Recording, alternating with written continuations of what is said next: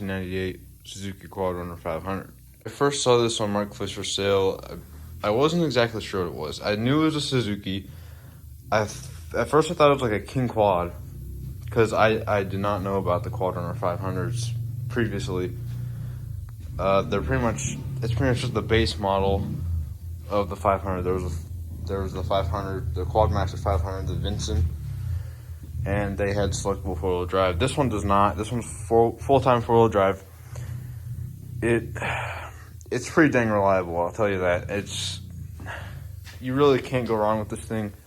I mean, you can whip it around, honestly, it's a really great machine. This one has definitely seen better days. The plastics are very faded. They're supposed to be a much darker teal color. I believe it's been outside pretty much most of its life. It looks older than it is. This one has, I believe that's correct, about 6,000 miles. It's showing a hard 6,000 miles. I mean, that's probably around average for this age of machine, but it's definitely had a pretty rough life. That fender is a lunch tray. Someone did a pretty good job with it, I guess. This is a floor mat. I did not make this, unfortunately, but they did a pretty decent job with it. Like, they used actual hardware. I mean, it is what it is. The thing I do have to fix with this is this piece of rail holding this together. I guess they wanted it more rigid, but because of this, you cannot open the storage hatch here, so that's inoperational currently. I will fix that eventually. The standard 5-speed manual transmission, semi-automatic clutch, has a pull start, which does work.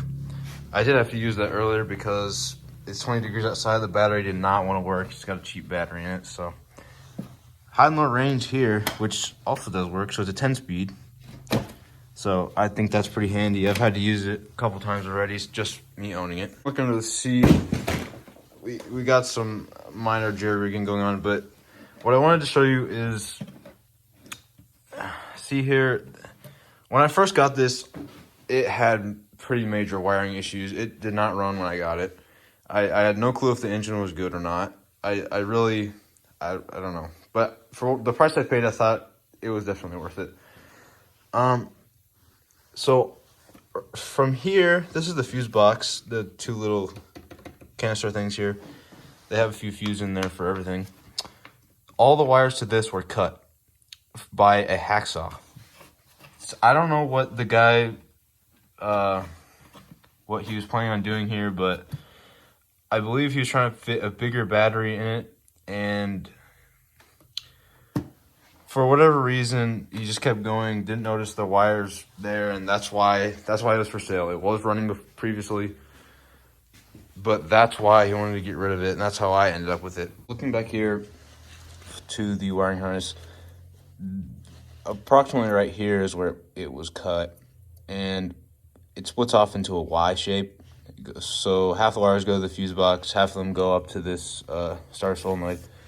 So what I did is stitch it back together the best that I could for a shrink tube, and just zip tie it back to the frame here, just so it looks pretty decent, and we won't have any more issues after that. While I was messing with this, I took both front and rear racks off and the plastics, and I wired up the hand and thumb warmer to this one two-way switch right here, and they're both wired to one switch. I thought that was a good opportunity to do that because I like the hand warmers. Our other four-wheeler has hand warmers, and I just wanted something that was comfortable to ride. Also wired up a 2,000-pound winch, which I had to kind of fab up a plate for this right here. You can see this is after I've only used it a couple times, and there's already a flaw here that we've made. The plate is not supported in the rear, so being that it's not all that thick, it actually twisted the plate, as you can see. So I'll probably come up with something updated for that.